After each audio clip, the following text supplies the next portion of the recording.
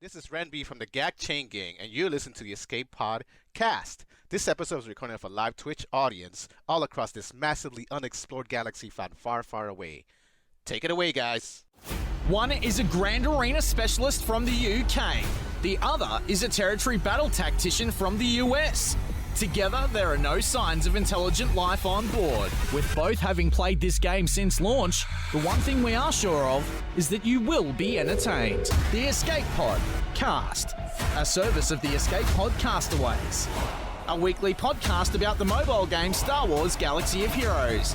Live from the network studios of Yavin 4, here are your hosts, Neil Andrew Eyre and Paul Anthony. Coming up on this week's episode of the Escape Pod Cast. Mon Mothma is coming to the game, and she's bringing a friend. Yeah, they're starting to get some unhappy, and actually, I'm not opposed to this. I called this one. Yeah, and she does look like someone, at least her character model does, but I just can't target her. Yeah. We will break down her kit and discuss possible uses in our first segment. And in our second segment, we will look at the changes to Scarif Rebel Pathfinder. And GAC is back with some new feats. I know how much you like those. Yeah, but at Division 1, people rarely ever leave you fluff teams to be able to accomplish them. The Y-Wing is now farmable. I know you like ships. And the location is perfect. Is it the new best hard node in the game? And of course, out of nowhere, we get Tier 3 in assault battles, but nobody gets a chance to take a turn at it. Well, one person that will get a turn is Deadpoolkyle, which is our scheduled guest this week. We'll be able to talk to him about his involvement with the GAC Chain Gang and also the Wednesday crew. And we will also draw a winner in his $50 Relic and Zeta giveaway he pledged to our push to 1K. And of course, Patreon's choice in our fourth segment with all the frivolity of past weeks. All this and breaking news as and if it happens. Right here on the Escape Pod Cast. The Escape Pod Cast News. Hello there, ladies and gentlemen, and welcome to week 76 of the Escape Podcast. I'm your host, Neil Andrew Eyre, and as always, joined by my hetero life partner to my left or your right, depending on your point of view. It's Paul Anthony. Paul, how you doing, buddy? I am doing well, Neil. We are still in our push to. We're still doing stuff for our push to 1K. I'm very excited to be doing much more stuff. That picture back there is way too bright for those who are tuning in on the Twitch version, and I apologize. Let me make sure I turn that down so that's not totally interfering with my beautiful voice. Is the word? Those are the words you're looking for. Exactly. Thank you very much, Cascade, for the 100 bits to start us out. Schnarman came through with 1,000. Schnarman coming in with a big 1,000. King of the Millennial Fulcrum right now. Mr. Sharman. You are the captain of the ship. Right, okay, so what a good week. It was a pretty good week. Week. Lots of fun stuff happened. You got your GAC back, as we mentioned. Yay. We ended up getting a character reveal and then a patch that or not much as much of a patch, but a game update. Yeah. So a lot of love being showed for the original trilogy characters this month. Absolutely loving it.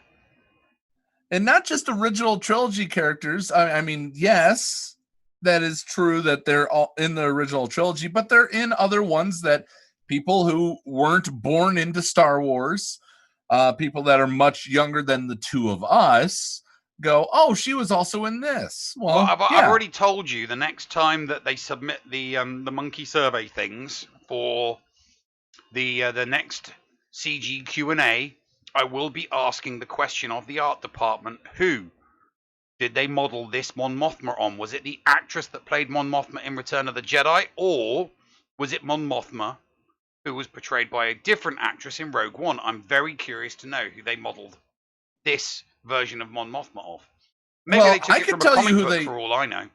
I could tell you who they modeled it after.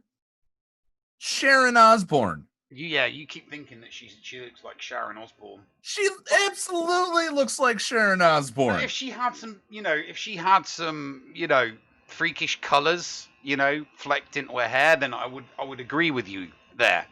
But she looks so regal.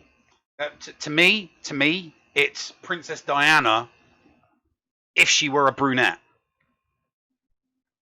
It's Lady Diana Spencer with a brunette wig on, as far as I'm concerned. She does. She looks like Diana. But Dickie Darkside in our chat says that he was disappointed that it wasn't Mon Mothra. Yeah, I don't think you're going to see that in the. There will be no more Mon Mothra. I don't know. They could make a MonsterVerse game, but it'd be pretty boring because there's only a dozen or so monsters, so it'd be a pretty short game. They'd release them all, and then that'd be it. But yeah, I do think now that we're trying to figure out who she looks like, yeah, I think she looks like the former Princess of Wales, Lady Diana, with a brunette. Definitely. But yeah, no. So love for her. Obviously, she's fast on the heels of Chupio, who was fast on the heels of Jedi Knight Luke. So yeah, it's nice to see some love for the original trilogy characters. I know people are going to be like, "Where's the love for the Empire?" But hey, Vader just got his big update, so yeah, I think we're set. That's very true. Vader did get did get an update before we got Chupio. Chupio, yeah. Before we got Sharon Osbourne, Mon Mothra, Mothma. And to be honest with you, I think that the Empire's probably the Empire probably is going to get a little bit more love when they start throwing us more Empire-related characters from Mando. So the Empire, Empire will get some love from the Mandalorian. I definitely think that. It'd be nice to get a 501st in there. It'd be nice to get the Flame Trooper and a couple of the other ones. Mean Scout Trooper.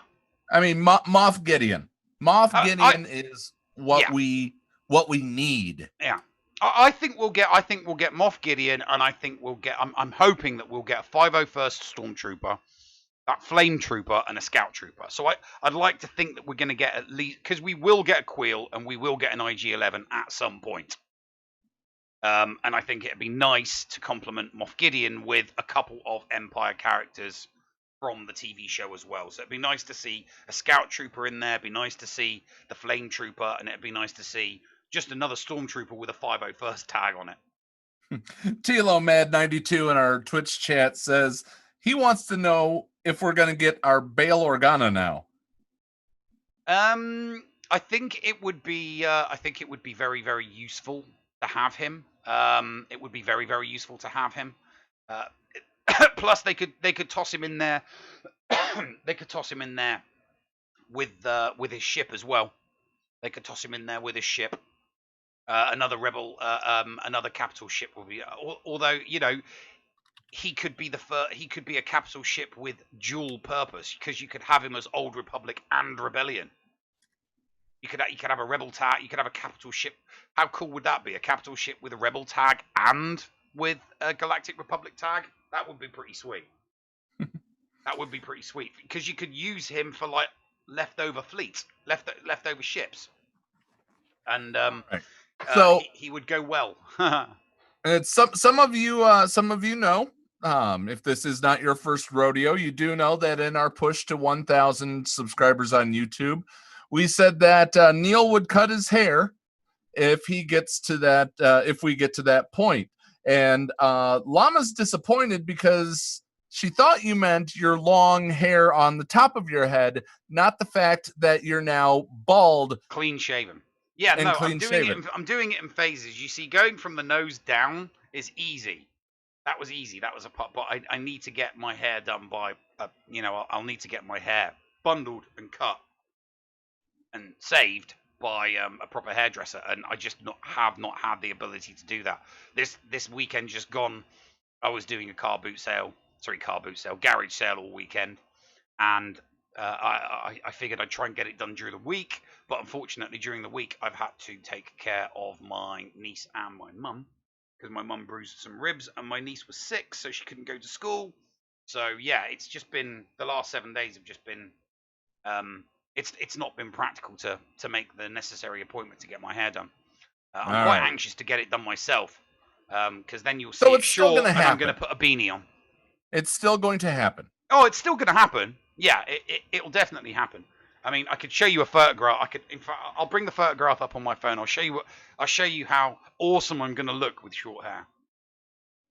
Well, we'll save that for during the DPK segment coming up, because we're going to be talking to Deadpoolkyle of the GAC Chain Gang Reserves and the Wednesday crew. We'll be talking to him coming up here in our incoming transmission. Let's get into let's get it into Mon Mothma. All right, so CG Crom posted on July 21st at 8:18 p.m. according to this. So honestly, it was 3:18 p.m. Central Time. Mon Mothma, the Chancellor of the Alliance to Restore the Republic, is arriving on the holotables. That it's kind of funny. People totally sometimes forget that this is honestly a holotable simulation, and not necessarily the fact that this has to be by 100% canon. No, this is a game you're playing in a cantina owned by the Hutts. Yeah. So yeah, I mean, for all intents purposes, you could say that we are virtually contributing to the black market. We are. Yeah, we're all contributing to the black market. Mon Mothma's leadership and fearlessness propelled her to the top of the Empire's most wanted list and served as an inspiration to all members of the rebellion, ever mindful of the consequences of war, but always willing to stand for justice. Mon Mothma is a welcome addition to a rebel squad, as she uses the field promotion ability to summon increasingly stronger rebel units to battle. Thankfully, many Bothans don't have to die for you to add Mon Mothma to your band of rebels. You can obtain this rebel non-combatant leader by completing the new marquee event, the Alliance Chancellor. That's a grammatical error there, by the way. What's that? Well, Manny should be a capital M, and it shouldn't be Manny Bothans don't have to die for you. It should be Manny Bothans didn't or doesn't have to die for you. No. Yeah, it's a grammatical error. Maybe in your Queen's English, but no, it makes sense in American English. It's a grammatical error. It's a major grammatical error. Are we going to bicker over this? Are we going to bicker over this, or are we going to... Okay, keep going. I'm just pointing out that, there's a major grammatical error there. That's all. Mon Mothma is a non-combatant rebel support that summons a rebel trooper to assist in battle. While she can't deal damage directly, she uses her influence on the battlefield to rally more troops to the rebel cause. Her abilities provide plenty of survivability for the team during long battles with recovery and a resummonable attacker. The rebel trooper's role is a primary damage dealer, but he also provides some utility by dispelling enemies with his basic attack. So, looking at this, her abilities provide plenty of survivability for the team during long battles. Mm-hmm. So that's instantly saying to me light side Geonosis territory battle. Mm-hmm. With recovery. But in my mind, she's going to have to somehow she's going to have to live past the first volley. Yeah. I'm going to say that much. That and the surrounding team's going to have to live past this first volley. The rally mechanic provides the same bonuses as Resistance Hero Finn's kit. So Rebels finally get rally. Yeah. Good. The most unique part of the kit is the upgradable Rebel Trooper. Mon Mothma first summons a Rebel Trooper to the battlefield and then could promote that unit to a Rebel Officer and eventually a Rebel Commander. Once again, in my mind, in Lightside Geonosis territory battle, he's going to have to live past that first thing to even be able to be promoted. Promoting the Trooper gives the kit more new abilities and additional effects. In conjunction, they're also going to be introducing a new faction tag called Rebel Fighter. Similar to Imperial troops, the tag provides rebels with a loose identity for Rebel ground troops. So there's Rebel Fighters and Imperial troopers. Who is a Rebel Fighter? I'm skipping down to the bottom here real quick, Neil. Baze Malbus, Biggs, Biston, Bodhi Rook, Cara Dune, Cassian Andor, Chirrut Imwe, Hoth Rebel Scout and Soldier, Jyn Erso, K2SO, Lando, Pow, SRP, and Wedge. So we get Wedge and Biggs in there. We get everybody from Rogue One. And then we also get Lando in there and the Hoth Bros. And Cara. Yeah. If she does turn out to be as survivable as everybody is hoping she turns out to be, oh my God, can you imagine the nightmare? It's going to be one of those timeout teams. Which one? I think Baze, Chirrut, Cara Dune, one other with Mon Mothma. I think it's going to. If it's all about the survivability, that I can just see her being put in with a bunch of rebels and turning them into a timeout team. Possibly. Now she is the first obtainable player obtainable character that cannot be targeted. You can't even click on her.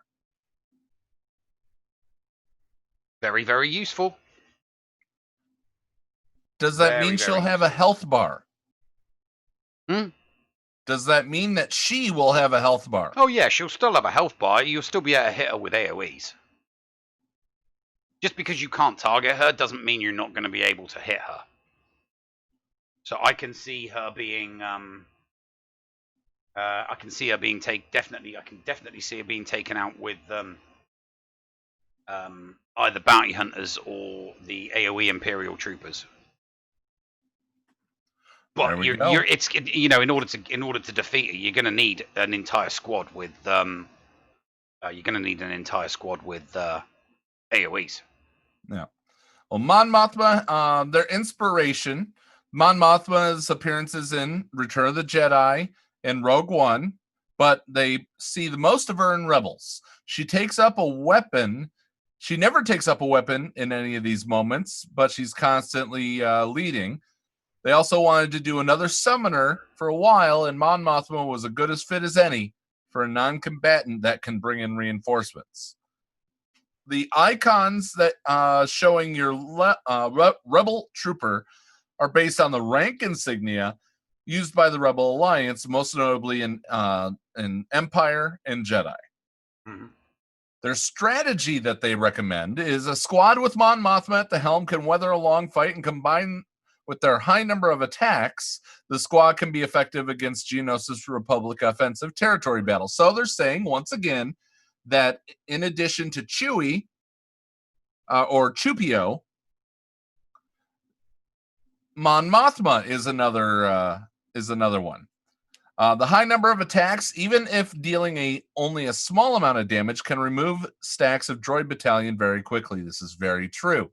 You only have to hit for it to make a droid stack go away. Mon Mothma can create a solid second rebel team to use in modes that require multiple squads. Grand Arena. If the first ability that's used during the turn does not deal damage, her leader ability allows the assisting allies to deal more damage. Oh, nice. Any interaction that causes the unit to not deal damage, such as evasion or damage immunity, will reduce the 90% damage penalty for an assisting 45. So does that mean foresight, you miss, and then everybody hits? We're not going to know until it's fully tested. Yeah. Mon Mothma's Special 1 Restorer Republic revives a rebel fighter You and keep applies talking, I'll rally. be right back. I'm terribly sorry. Yep. Mon Mothma's Special 1 Restorer Republic revives a rebel fighter and applies rally, but the challenge can be capitalizing on both parts optimally. You'll have to weigh the usefulness of rally against when you're going to want the revive. So don't forget that Chewie can also revive if somebody else is revived at the same time. Hellenic says, I bet 5 cents that Mon Mothma, him and his nickels, that Mon Mothma breaks something upon her release. Who's willing to take me up on the bet? Dr. Feelgood says, plague might be her vein. Very interesting. Dagger's, for the first time I've ever seen him excited about territory battle characters. And, Hellenix is worried that there's going to be a lopsided Rebels roster again, just like when Hoth was first released. Their squad suggestion is Wedge Antilles, Chirrut, Pow, and Cara Dune. Now, they said, while this combination seems odd, it's very intentionally chosen. Wedge is going to be the primary damage source. Chirrut will bring a cleanse to make sure that B1's Commander Basic, which applies days, can't be resisted, doesn't shut down Mon Mothma's leader ability. Pow, being the engine, using his shout every turn and taking almost as many turns as the rest of his allies combined. And Cara provides a consistent taunt to protect allies, while also bringing some good damage and a powerful turn meter reduction effect on a 2-turn cooldown. Hoth Rebel Scout can replace Pow, but the squad's performance is a lot less reliable with him than it is Pow, and K2SO can replace Cara Dune, though the squad will lose a bit of survivability due to Kara's higher max health and protection values being shared with everyone.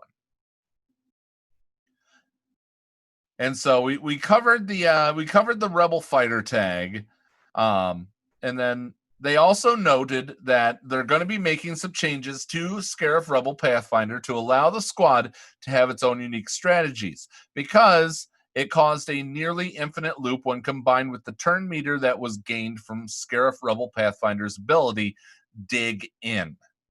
Now I'm going to bring that up.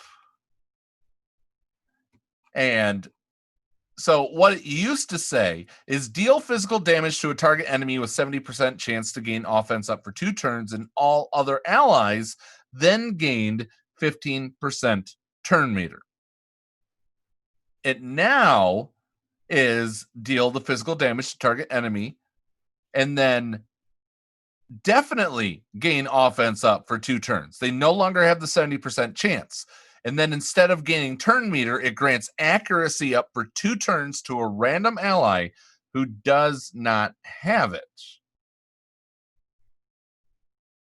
So their explanation in this case was, while they're maintaining his core identity as a reviving rebel tank, the turn meter gained from his basic is a useful part of his kit.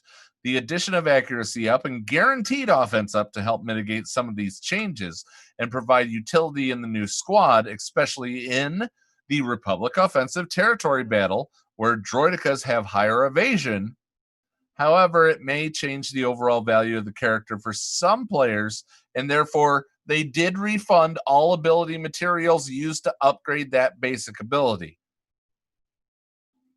So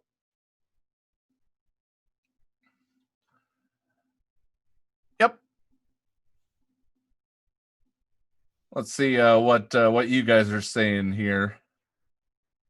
Ray Rock is saying pow pow pow pow wow. And Dagger thinks that they have no idea who will actually be best with her. So interesting on that. Since Neil has stepped away, I'm going to take over what his part of this first segment was. at first. And let's talk about his kit real quick. She is a light side. She's a light side. She's a support, and she is a rebel, which also is a leader. So, her basic is advocate for peace. Dispel all debuffs on the weakest rebel ally. Rebel allies recover 6% health and protection. That's simply it. That is 100% what it is. Now you see that sure it is attacking because of his ability. Restore Our Republic is her first special. I'm just going over the kit. Yeah. I carried on here. So where are we up to? Special. Where are we up to? I just covered her basic just now. I'm in the kit itself. Okay. Special 1, Restore Our Republic with a cooldown of 5. Very well. That's revive a random rebel fighter ally with 40% health and protection. All rebel allies have their current health percentages equalized, so she does kind of a Barris there. Then rally Mon Mothma and all rebel fighter allies. And then rally, of course, tanks gain taunt and critical hit immunity for 2 turns. The attackers will assist, and healers and supports will restore 15% health and protection to their allies. Oh, yeah, that's good. So, do you want to take over at Special 2? Yeah, I'll take over. So, Special 2, Field Promotion with a cooldown of 5. Final text, summon a Rebel Trooper. If a Rebel Trooper is already present, they are promoted to a Rebel Officer. If they were already a Rebel Officer, they are promoted to a Rebel Commander. If they were already a Rebel Commander, dispel all debuffs on them. They recover 25% health and protection and reduce the cooldowns of Mon Mothma, and all Rebel Fighter allies by 1. So, pretty sweet. This ability can only be used if all allies are rebel at the start of the battle. So, yeah. Yeah, so the Special 2 becomes moot if the entire field is not rebel at the start of battle. So if your side of the card is not all kind of locks in the rebels. So let's move on to her leader, Zeta, Alliance Chancellor, which does require a Zeta. So just to point out, you cannot you cannot do that unique summon ability if it's not all rebels. If it's not all rebels, yeah, it's locked. The special 2, the field promotion, is locked. It's absolutely worthless if it's locked out unless you use all rebels. Yeah. But you could still use her in a. You could still use the first 2 abilities. So, Restore a Republic, you can honestly use this to equalize health for Supreme Leader Kylo Ren if you wanted. Yeah, but it'd be pointless, wouldn't it? Well, if you're going for that 100% raid thing. Yeah, they've made this character to work with other rebels so that it's good in GOTB. So if you're making a team that's survivable in GOTB, you want to go with that team. You definitely want to go with that team. Like I said, if you go with the health and support characters with maybe maybe 1 attacker in there, it's going to be an absolute nightmare of a timeout team. If you want to use it for offense, just put her in with all offense. And just watch the assists kick in, one after the other. So, yeah. Pyronelli asks, one, and we'll answer this at the end, on the useful scale, 1 being not useful ever to 10 being super useful, what is this new character? We'll rate that at the very end of the kit read here. Yeah. So, leader, final text, at the start of battle, if Mon Mothma is in the leader slot, she and all Rebel Fighter allies gain 8% of their combined base max health, max protection, offense, defense, potency, and tenacity. So, a little bit closer to the mic, Neil. Hmm? A little bit closer to the mic. You were a little low. Hello there, ladies. Okay, so Mon Mothma and Rebel Fighter allies have a 100% chance to assist each other whenever they use an ability during their turn. So that's very, very much like the Akbar one, the Akbar special. And the which Rebel is good. Fighter allies, too. Deals 90% less damage. Limit of once per turn per ally. So you really want that damage up there. But as you said earlier on, it doesn't really matter regarding the stacked droids because the amount of damage is irrelevant. It's how many times you do damage that get rid of the stacks. If that ability dealt no damage, the damage penalty is reduced by 45% less damage, and that ally dispels all debuffs on the healthiest rebel ally. That's pretty good. So if the ability doesn't actually deal any damage, it's going to debuff the healthiest rebel ally. That's pretty decent. Okay, unique 1. Azeta again. This is our rebellion. Mon Mothma has plus 50 speed. Oh, that's nice. Mon Mothma can't be targeted and is immune to taunt effects. If there are no other allied combatants at the start of a turn, Mon Mothma escapes from battle, which is what we'd expect to happen anyway. Yeah, and so she heals. She does that, and then she'll call everybody else. From what I understand, yeah. If she basically heals, since it didn't do damage to somebody she targeted, it basically allows her to target people past taunt on her turn. So, unique 2, Rebel Trooper. Light side, attacker, rebel fighter.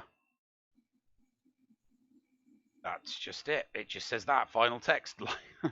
So, basic, Rebel Bravado. Dispel all buffs on target enemy and deal physical damage. If this unit has been promoted to officer or commando, inflict daze for 1 turn. Special, Rebel Morale, cooldown of 4.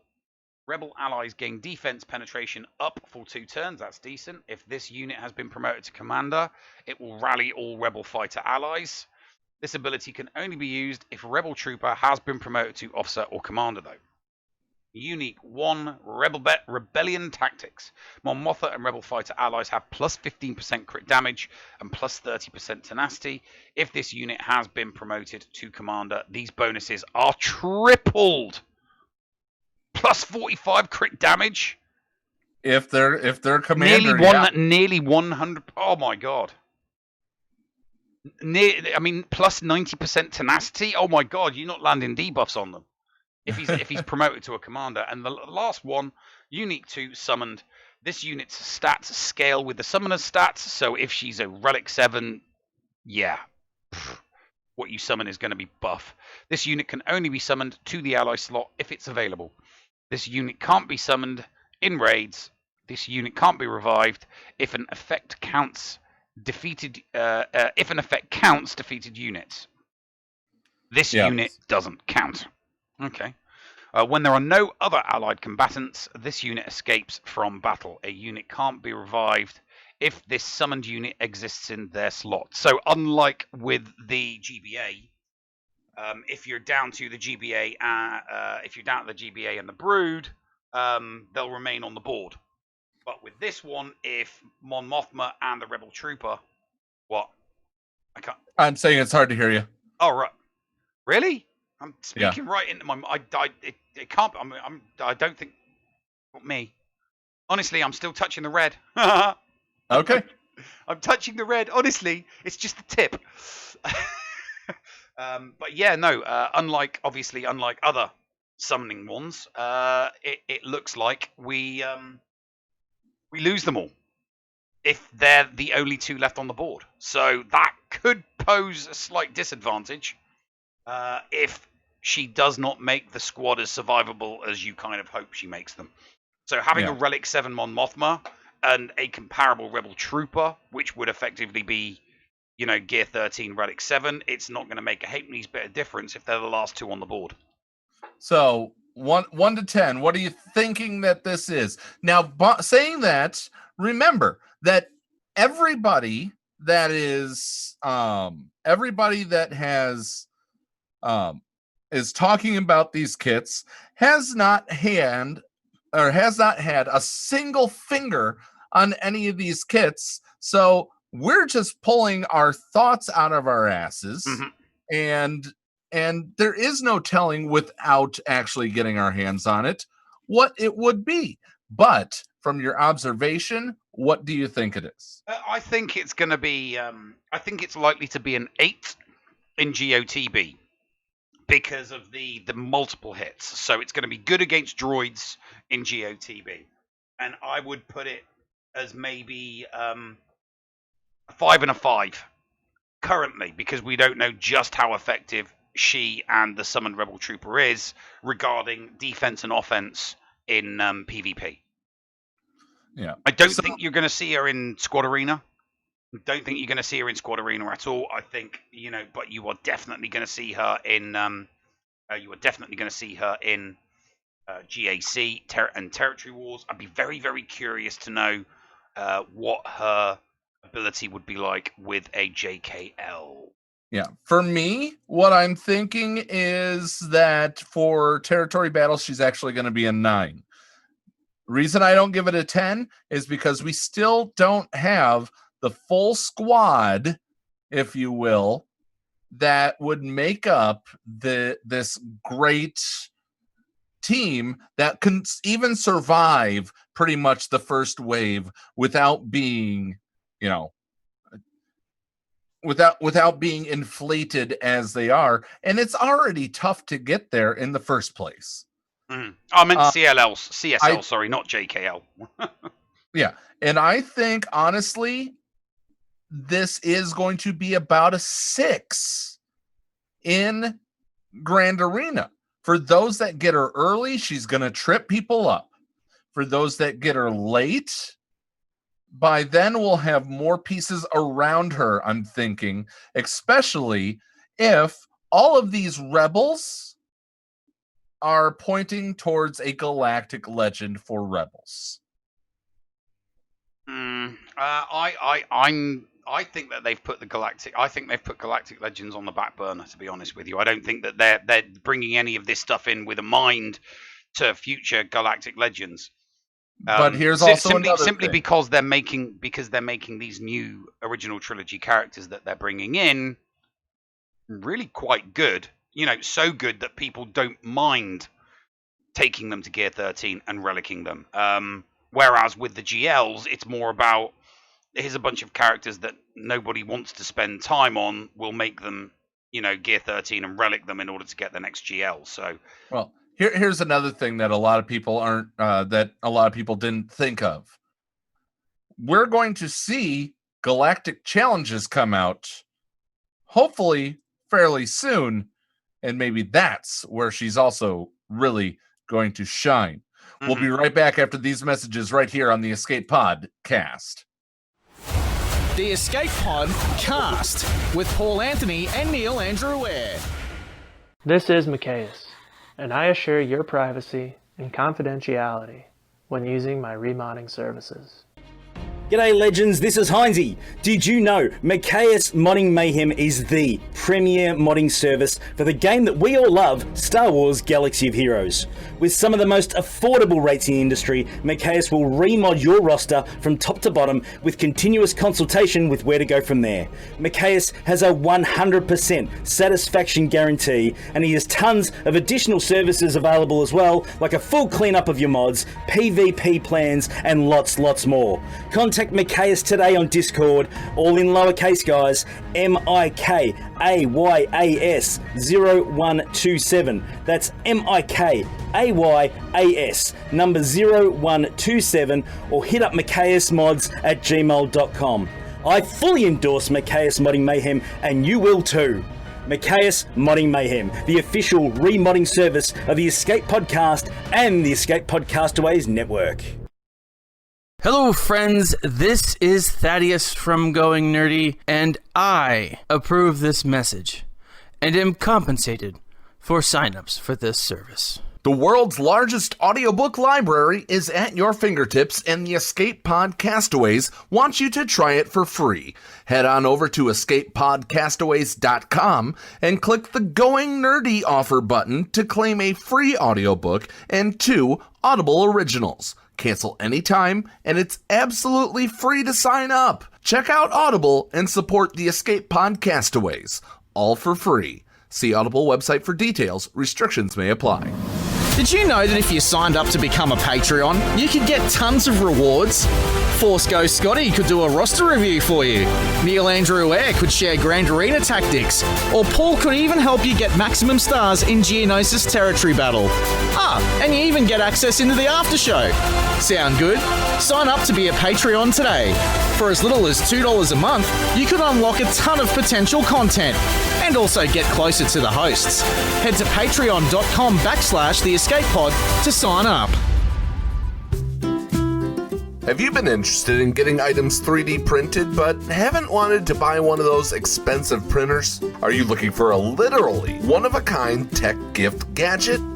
Evil Genius 3D Printing and Gadgets is your one-stop shop for both of those items. Nerd-owned and Escape Pod approved, put Lenny the Evil Genius to work for you.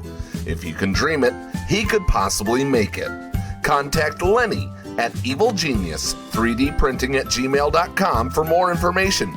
That's evilgenius3dprinting@gmail.com. Get something unique in your hands. Hey, I'm Andy Beads. Hey, I'm Danish Bobo. Hey, I'm Ando. Hey, I'm Jake. I'm Bringer of Death. Jake Johnson TX. I'm Ramby2307. Spartan EZ here. I am Mr. Jikabachi. Star Wars Galaxy of the Yeti. I'm Player Gaming Embers. I'm Lazy Turtle. I'm Mudbum. I mean, come on. They already know me. I'm the bloody co-host. And we are part of the GAC Chain Gang. We're a group of streamers who stream our Grand Arena on Twitch and continue the chain into the next streamer. We have all types of accounts for you to enjoy, from the big whales to the small accounts. But we're all here to provide entertainment and have a good time. The Grand Arena Chain Gang is proud to be part of the Escape Pod Castaways Content Creator Network. Stop by and see them, won't you? The Escape Pod Cast.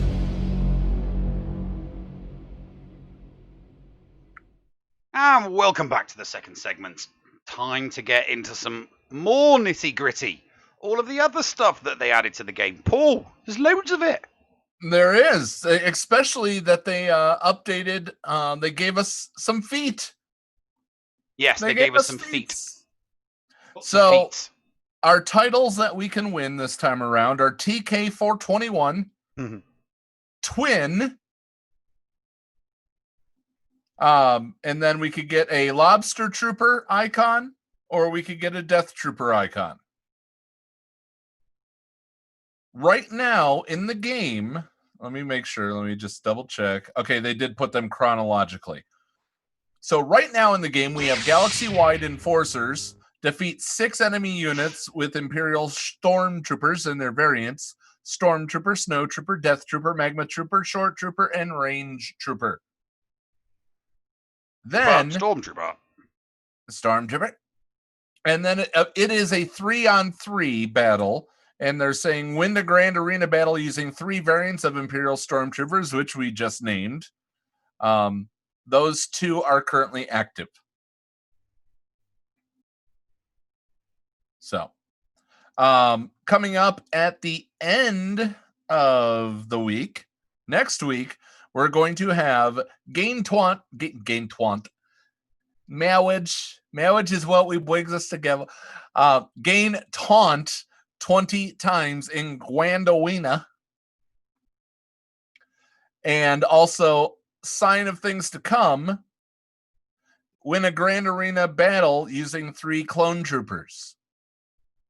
That title just stuck out to me, though. Why? Sign of Things to Come. What, and clone troopers? Yeah. It could mean... It'll be the Bad Batch when we eventually get the Bad Batch. That's true. I mean, it could mean, the clone troopers eventually become stormtroopers. But if we look into it in the skeptical way, we could see clone troopers, just as you said, and as Schnurman is pointing out, Bad Batch. It could also be that could be a hint towards galactic challenges that you need to use, that you need to do these feats in order to get better rewards from that. So then we begin on the 1st. We get win a Grand Arena battle with Director Krennic and Death Trooper to get the Death Trooper emblem. First Order Fire Team defeat 6 enemy units with First Order Stormtroopers and their variants. Phasma, Executioner, Stormtrooper, First Order Sith Trooper. So, what team would you want to bring into your battle? Phasma lead, Fox, and Sith Trooper, I'm thinking. None. I don't. None of my none of the characters that I've got. I don't have any of those decent gear, so I won't be doing Slacker. Yeah, I'm probably not going to be I'm probably not going to be going for any of the feats. It's not. So I very very rarely need to go for the feats in 3v3. I'm usually relatively solid getting Kyber when it comes to 3v3, so I won't be going for any of the fleets. There was one 3v3 GAC on one of my accounts where I did need to go for the fleet ones, but I came up short because of a very very poor match, a poor decision. I put a Chewie solo match in, lost it, and it wasn't enough. So, but that was the only time I needed to go for fleets. I needed to get the victory without reinforcements. That's the only time I've ever really needed feats. I try and let them happen naturally. If they happen naturally, great. But you're the guy that likes the titles and you chase the titles. I don't care about the titles. I just care about getting Kyber. Well, that's all I care about. When you've never tasted Kyber, get good. Me being a non-PvP person. When you've never tasted Kyber, at least you can get little souvenirs. I could get the T-shirt that says, I got my ass kicked in a GAC and all I got was this lousy T-shirt. Yeah. No, you need to. No, you just need to get good. I've done the exact opposite of that, actually. What you just said there. You've not done Kyber, but you've picked up some T-shirts while trying to get Kyber. I did the opposite thing once in England. My friends and I, my friends and I walked up Mount Snowdon and back down again, but we didn't time it right, and when we got to the bottom, the gift shop was closed, so we couldn't go in and buy our. I climbed up Mount Snowdon and back down again, highest peak in the United Kingdom, and it's like, oh come on, let's hurry up and get to the bottom so that we can get our T-shirts to say that we went up and down it, and it was closed. So we climbed up Mount Snowdon, back down, didn't get the T-shirt. So yeah, better timekeeping.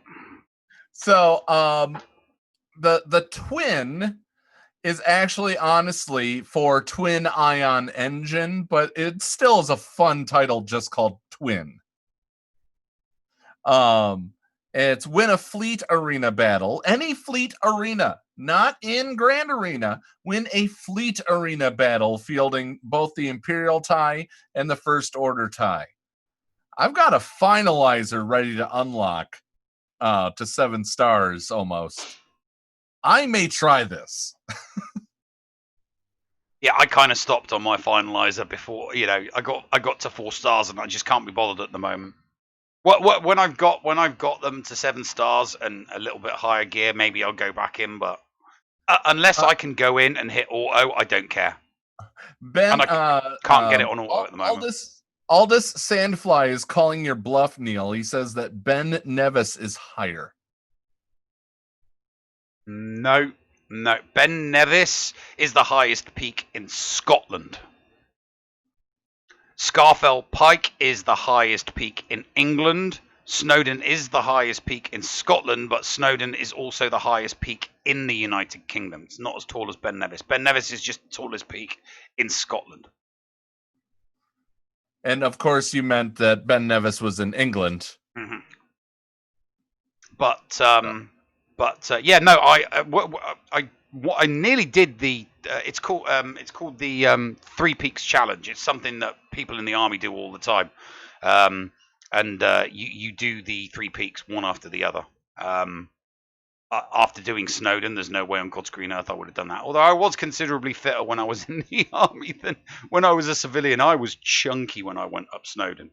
I'm not showing any photos because I was very, very, very chunky when I did. when I did that. Two non-trinket based here.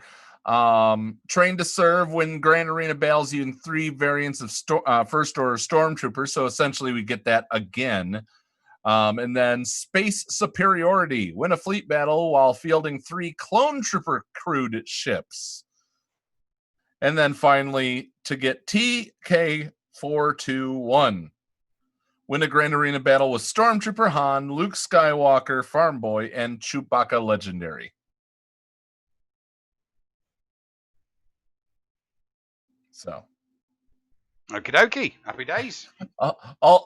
Aldous, we'll settle this. We'll settle this with 2-man sack races later on. Thank you, Llama, for your for your resub. By the way, we missed that during the commercial. So okay, let's get into the tier 3 and the Y-wing. Okay, so as far as tier 3 goes, I don't believe I saw a single proof that is even beatable. Well, no. Right, okay. So we know that Challenge Tier 1 was geared to Relic 3, and we know that Challenge Tier 2 was geared to Relic 5. We also know that the Theory Crafters... thank you very much for the big subscribe, Mustang Groot. We also know that the relative easiness of doing Challenge Tier 1 and Challenge Tier 2 without those kind of like pre-made requirements, the gear, the Relic 3 and the Relic 5. That was what they preemptively thought would be required in order to do them. We know that the Theory Crafters came up with methods that allowed you to do it with maybe 1 relic character and a bunch of gear 12s. You just needed to use very specific characters in very specific orders, and they needed to be at very specific speeds. So there's no doubt in the back of my mind that the Theory Crafters are going to come up with a way to beat Challenge Tier 3 with less than the Relic 7 requirements that Tier 3 is going to be, because it's gone up at 3, 5, so the next one's clearly going to be written down as a Relic 7 requirement. I think the Theory Crafters will come up with something pretty sweet that allows people to get them. But the rewards, I'm looking forward to seeing the rewards.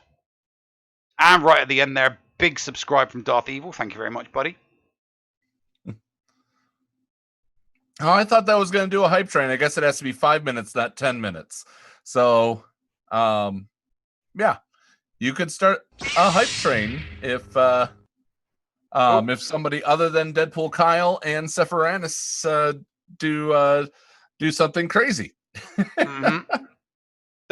Don't break him. Just don't break him. So I'm looking forward to.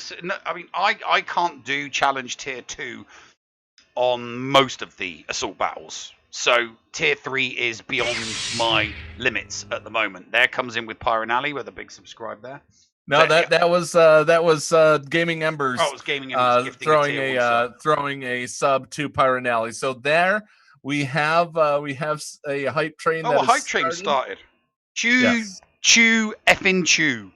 So for those of you that are listening on the podcast version, a hype train is where Twitch viewers can support the show in a short period of time that helps. Holy crap.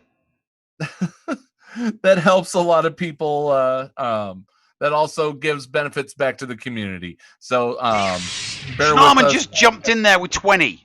And the llama jumped in with 500 bits. I'm not kidding you. Shaman just gifted 20. Was it 20? No, they've gifted a total of 20. Oh, they've gifted a total of 20. Oh, wow. In the channel overall. Yeah. Well, Schnarman is the captain of the Millennium Fulcrum at the moment, so yes, that we are not worthy. But yeah, no, I'm nowhere near Tier 3. Challenge Tier 3 on any of them. So I think I've done Challenge Tier 2 with the one where I could use Vader. But that was only after Vader got so ridiculously buff. So I can't remember the name, but throwing Vader in there makes it easy. I mean, you can do Challenge Tier 2 on auto with a Relic Vader. That's how easy it is to do. So it'd be interesting when that one comes back around.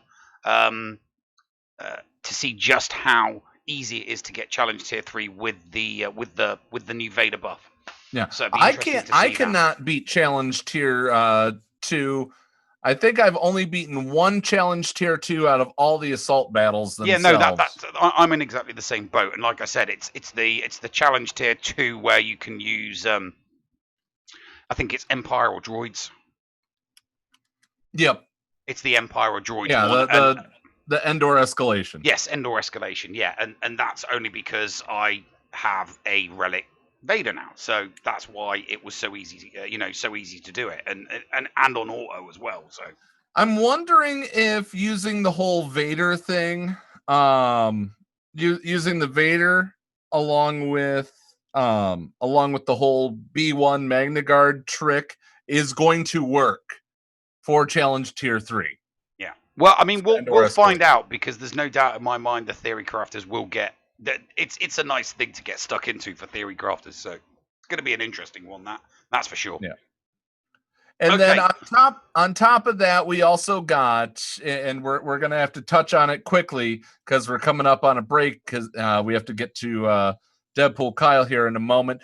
By the way, thank you, Llama, for the 500 bits. Thank you, Cascade, for the 50 bits. 2 minutes and 30 seconds remain on this level 2 hype train so far, and Llama with another 500 bits just now.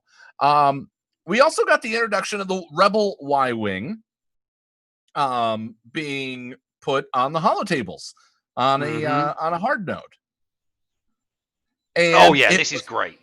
It was put on the Grief Karga node. Yeah. They've created an absolutely cracking node. That is a brilliant node. That is a really, really solid node.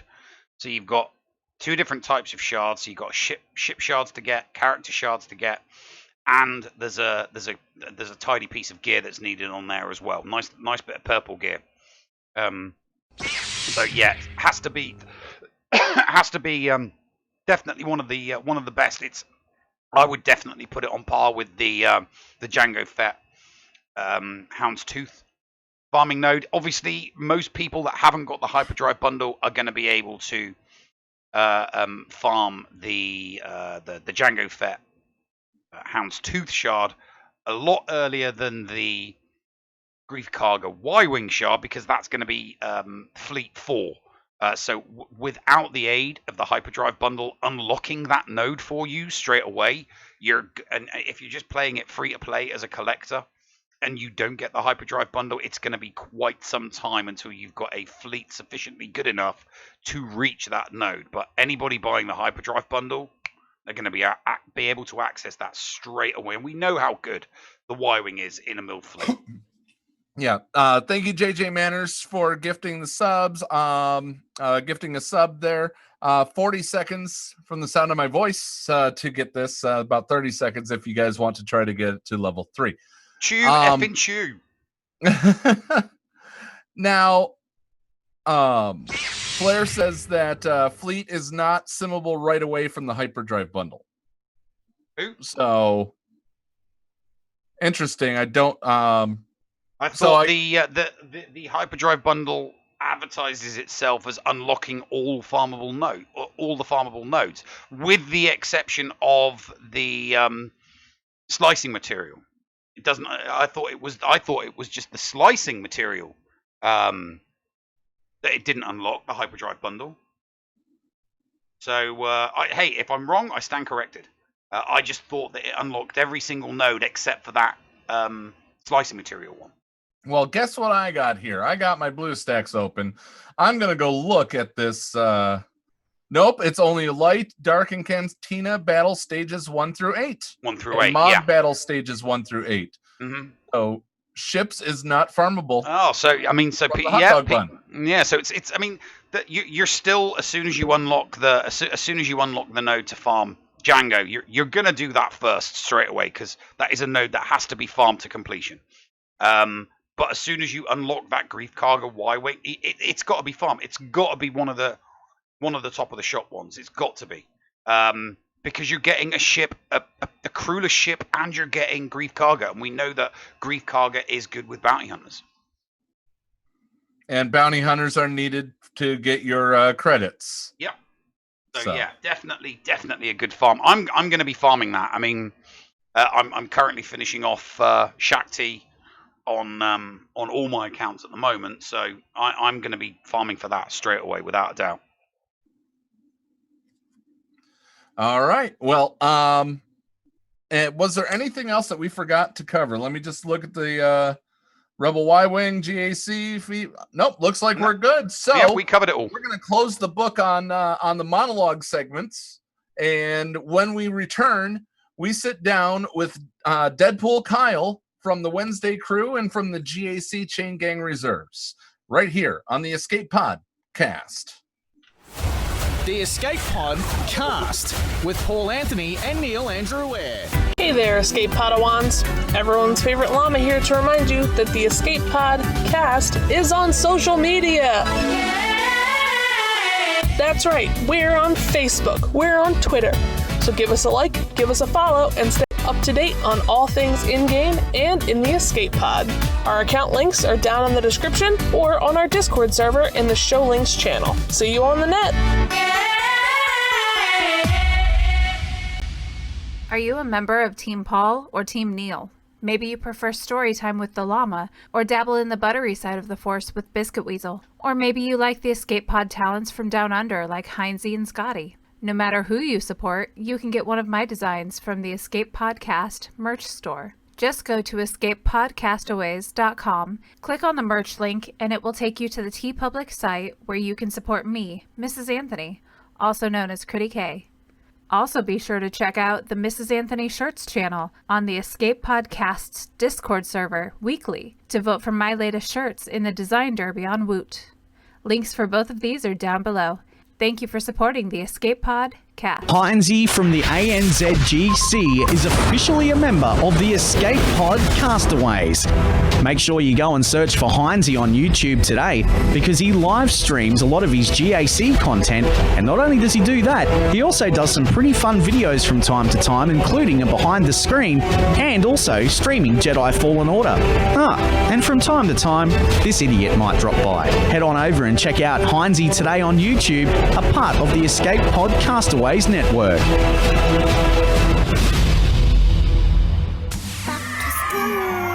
Escape Pod Cast for Kids. It's really cool.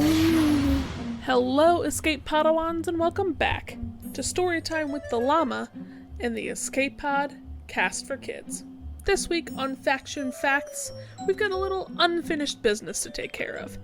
Now, if you remember all the way back to episode 6, we covered the Imperial Troopers. And I think it's high time we finish out the Empire faction. Now, there are 10 characters left in this faction. Imperial Super Commando is available on Cantina Node 2C. Gar Saxon is available on Cantina Node 2E.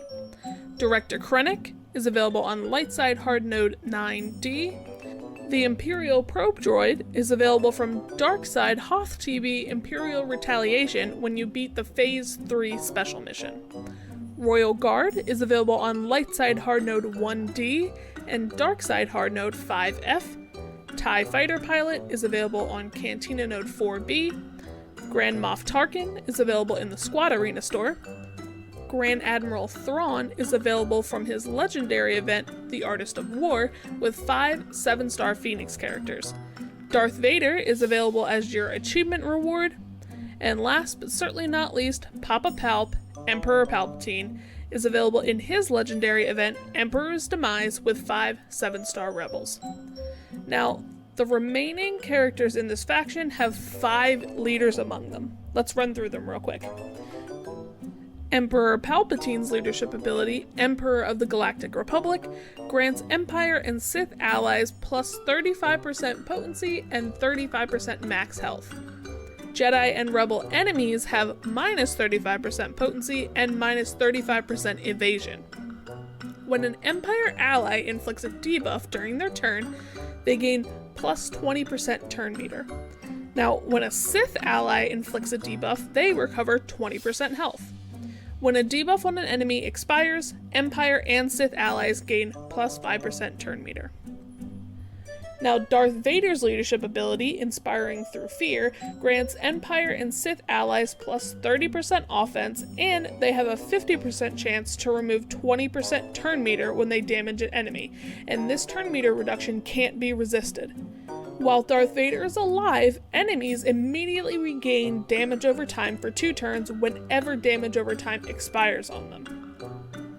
Grand Admiral Thrawn's leadership, Legendary Strategist, grants Empire allies plus 15% max protection, 25% offense, and they gain 20% turn meter whenever they resist a detrimental effect or suffer a debuff. When an Empire ally gains or loses a status effect, they also recover 2% protection. Under Grand Admiral Thrawn's leadership, Empire allies actually gain a new special ability, Maneuver, which dispels all debuffs on them and they gain 50% turn meter. Now there's a 3-turn cooldown on that. Grand Moff Tarkin's leadership ability, Tighten the Grip, grants Empire allies plus 30 speed. It also inflicts defense down and expose for 2 turns on enemies that fall below 100% health during any Empire ally's turn, and that can't be resisted. Now last is Director Krennic. His leadership ability, Director of Advanced Weapons Research, go figure Krennic would have a leadership ability that long. But anyway, his leadership grants Empire allies 20% critical chance and 25% potency. All debuffed enemies who are critically hit during an Empire ally's turn suffer ability block for 1 turn, and that can't be resisted. Also, Empire allies recover 10% protection whenever they score a critical hit. Now, your 3 most popular leadership abilities are gonna be Emperor Palpatine, Darth Vader, and Grand Admiral Thrawn. Tarkin and Krennic do have some uses, but you're not gonna use them nearly as much as the other 3. Now, uses for the Empire faction. In Territory Wars and in Grand Arena, you're really going to want to use them for offense, because they are counters for a lot of teams. You'll also use them in the Darkside Hoth territory battle, Imperial Retaliation. In phases 2, 5, and 6, you need them for a combat mission, and you'll also need them for the Phase 1 special mission. They are hard counters to a solo Nest, Ewoks, Talzin or Asajj-led Night Sisters, Old Republic, Phoenix, CLS Rebels, a Darth Revan Sith Empire without Malak. They are soft counters, however, to that team with Malak, so they can be used against Sith Empire whether or not your opponent has Malak. They're just a little bit more effective if they don't have Malak.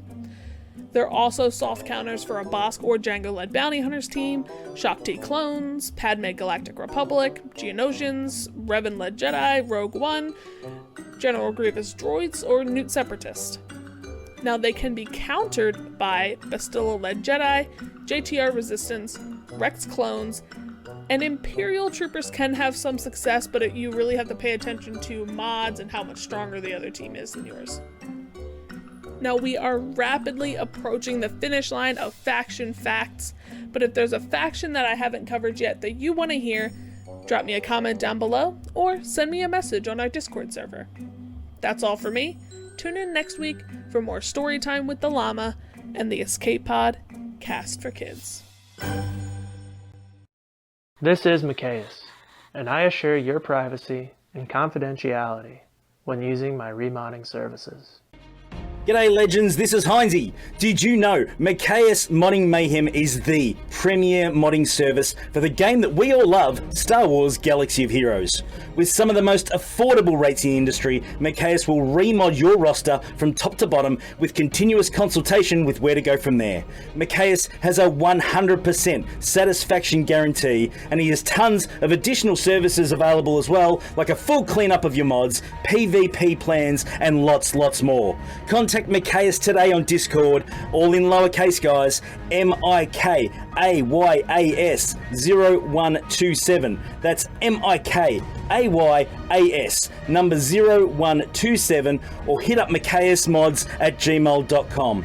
I fully endorse Micaeus Modding Mayhem, and you will too. Micaeus Modding Mayhem, the official remodding service of the Escape Podcast and the Escape Podcastaways network. Hey guys, I'm Biscuit Weasel, and I host Biscuits and Star Wars on my Twitch channel at twitch.tv/BiscuitWeasel. That's Weasel with a Z. There we do a great series called GAC Hospital. I spend an entire week with one player for one-on-one GAC coaching. We triage your roster, talk mod and team recommendations, and defense and attack strategies. If you want to apply, I invite you to tag me on the Escape Pod cast server so we can connect. Remember, that's twitch.tv/BiscuitWeasel with a Z. Receiving incoming transmission.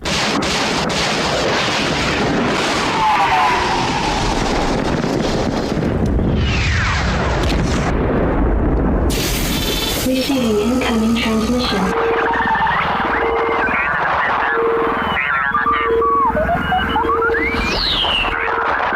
Receiving incoming transmission.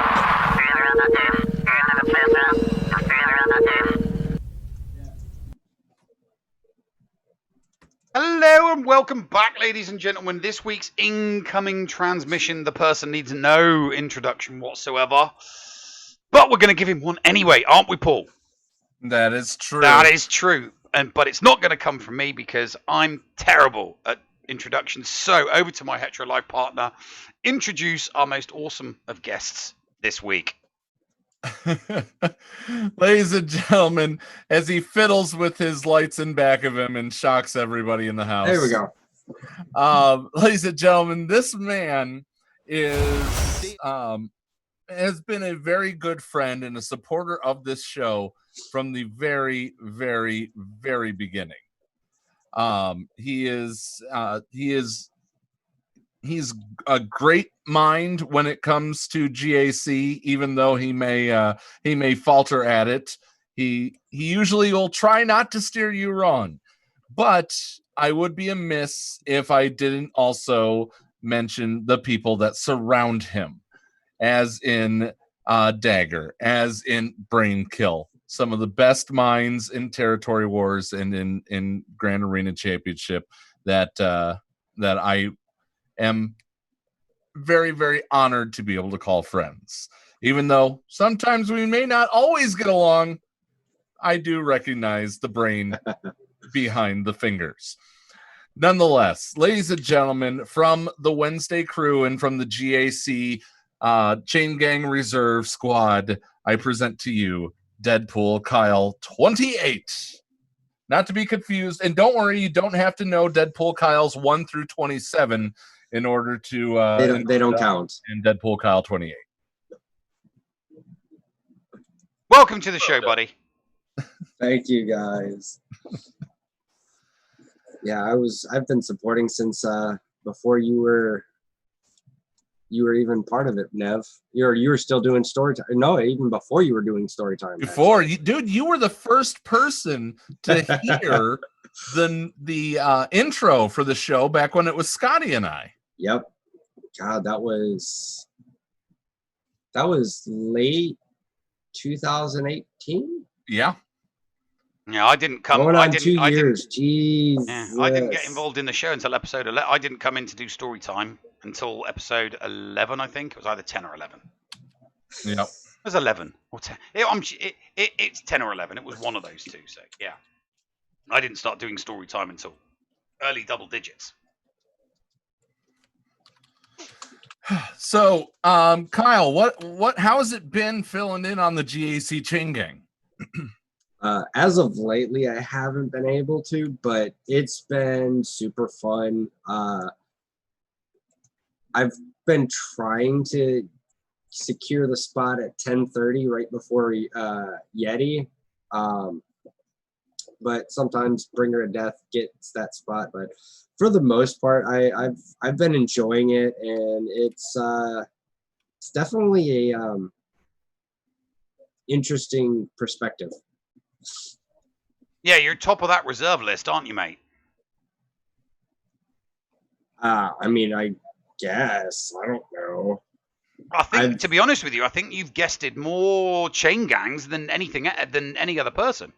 Apart from Muggins next to me. Apart from Muggins next to me. But yeah, no. Yeah, started guessed him, what was it, 3 months ago? and you've shown up at least once at least a handful of times every single month. Well, most of the time, every week, I usually streamed for the Chain Gang twice in 1 week in the GAC week, and because you have the other show to also do part of. I have that, and I have D&D on Wednesdays, so I usually do, record my GACs on Thursday morning when I'm still laying in bed. But we don't. That's usually the round I lose, so we don't want to talk about those. Well, I usually win the Shame Championship match. I lose the first two, and then I absolutely decimate my opponent in the last week. Well, I actually had last month. I had a great last week. I absolutely clobbered my opponents. That was fun, and I didn't realize this. I thought I went 8-4 last month. I apparently went 7-5, and you can still make Kyber. And you heard it here first, folks. Yeah, I can. By the way, I do want to recognize somebody, and I apologize that I didn't realize this earlier. Archimedes Gamers, Archimedes Gamer. Thank you for being our 450th follower. Oh, congratulations. We are now sitting at 452. A thank you to Sklar4 and also for Northern Border. Thank you guys for following. We are now sitting at 452. So I know those guys. Just want to give a quick shout out to my guild, Rise of the Fallen. I recently just went to a more casual guild. I went from a 315 mil guild, 315 mil guild to 350 or 250 mil guild. It's nicer down here. We aren't exactly. as cutthroat. It's nice to just kind of territory wars are a lot better. Yeah, and for the llama because she asked. Oh yes, the story time with the llama shirt. Thank you for. Yeah, no, those the TWs in those mid 200 mil guilds is so much more chilled out. It is so much more chilled out. I mean, there's still a serious element when it comes to Dark Zone GOTB because you have to be at least a little bit serious to get the maximum amount of stars. But yeah, it is really, really nice just being chilled out on TW because you're still going to get a bunch of decent. You're going to lose, and you're still going to get a decent bunch of rewards and zetas and crystals. It's one less. So you can chill out and at get 250. two. You're not sacrificing too many of the TB rewards. Yeah. The difference between obviously you have 60 mil difference, but it's 30 stars versus 31, which isn't huge. And I think we got 17 stars last week. I think it was. So that's not bad. 17 versus 21. That's a little bit bigger, but it's a marathon, not a sprint. Yeah. I said GOTB sucks anyways. Two stuff are definitely a marathon. Now I'm gonna let you know, and as you probably found out, there are still some whales and krakens down here in the 250, 260 range. So you don't have to worry about not seeing all the new toys at the battlefield. Yeah. You just see a little less of them. A little less of them. I admittedly kind of went crazy because of Chupio. Did you go full? Did you?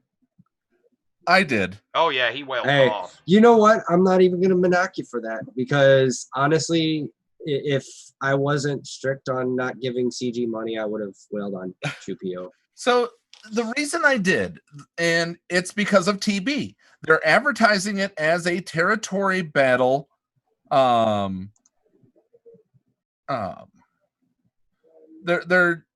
use your words. Using it as a territory battle kind of character. So I had to actually allow that to be said in chat. Sorry. I like his nickname for yeah. 3PO. Dagger calls him Brokeback Chewie. I think it's funny. I do think it's funny. I still like Pew Pew. I still like Pew Pew. I don't call him Pew Pew, but that doesn't mean I don't like the nickname. It's never going to stick. It's Chupio. It's the most commonly used one. I liked 3-Pac. 3-Pac was nice. Or, Chewpacker. Yeah. 3-Pac and Chewpacker, they were all right. But, you wailed hard on that character. And I haven't even started gearing him up yet. Like I said, I don't blame you at all. He's a great character. And the fact that he shares, 40% of the leader's abilities, that's... If you have an R7 CLS, like someone in the chat, that's a whole lot of stats. Oh, hell yeah. Absolutely. Now, so the rebels are being made great again. Now tell me, Kyle, you've you always happen to find, even when you hit a wall in GAC, you always seem to weasel your way into a full clear. Where are you pulling some of these strategies from? So when it was before it was GAC, when it was just GA, I literally only lost one battle, and that was against a guildmate when I was back in Good as Dumb. That was the only battle I lost, and my roster is, let me tell you, a lot different now. I've been playing the game since launch. I like to think I have a good grasp on the game. I also gotta say that sometimes, not all the times, because he's not always on voice chat, but Dagger does help me out a lot. I like to bounce ideas off of him, and even Frugai sometimes. So it's not just me, but it's a culmination of friends. And all these friends are part of the Wednesday crew, aren't they? Absolutely. So how many people are currently in the Wednesday crew? Why don't you let everybody know? So here, let me get my fingers ready. We've got Apropos Wooin, who's been on this the podcast, Dagger, Frugai,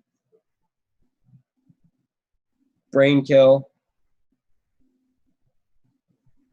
I feel like I'm missing a piece of lumber. Oh, that's right, Chicken. Chicken Gaming. Though that's the core group, us six, kind of like, obviously me, Dagger, and Frugai were the originals. And then we slowly added Brainkill and Chicken and Apropos. Wasn't Yeti in there at the beginning? No, I actually never met Yeti until I was on the GAC chain game. Ah, right. But, and just let everybody know, what is the usual topic of discussion on your Wednesday nights? Well, because you also you don't just do SWGOH, you also talk sports ball stuff. Yeah, when we were actually doing the Wednesday night streams, we were doing we'd talk, like, I tried to make clever descriptions, and we'd bring up sports, we'd bring up Marvel Strike Force, we'd talk SWGOH, we'd talk, I mean, any basically popular news thing. I tried, like I said, I tried to tie what's going on outside of SWGOH into SWGOH. Like, there was one week Oh, excuse me. I said, I believe it was when Darkside GOTB came out. The first week we did Darkside GOTB.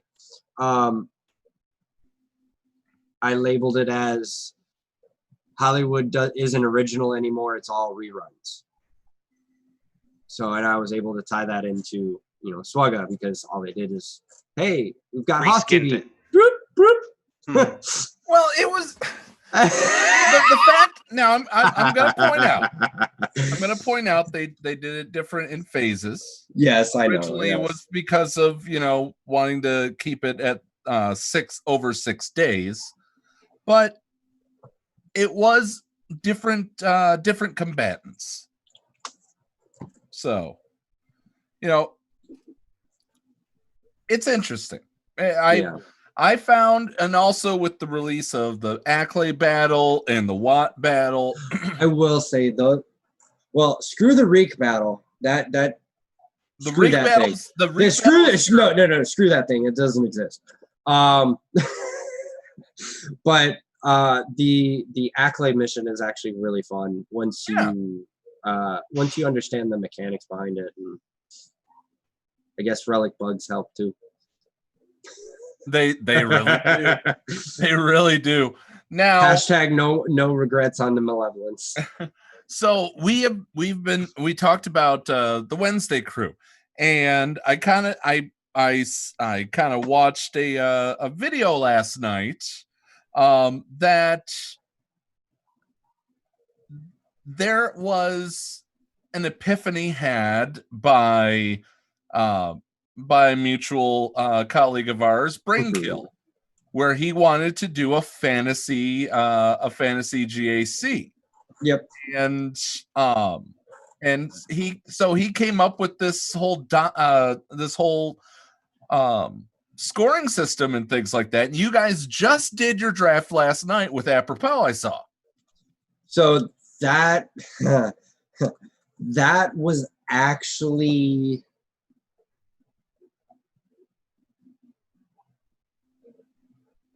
I think it was Sunday night. Was it Sunday night? Yeah. So I've actually been really busy. It just got posted. Yeah, I haven't turned my computer on in like 4 days. I turned it on last night because I had pushed it off for so long. I've been really busy this week.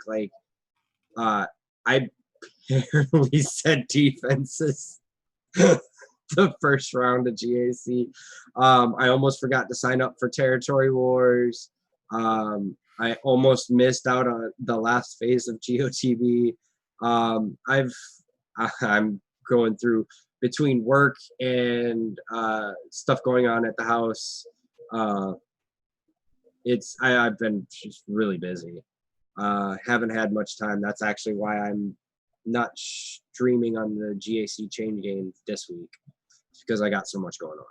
Gotcha. Well, I just wanted to bring attention to this GAC draft and fantasy GAC that you guys are doing.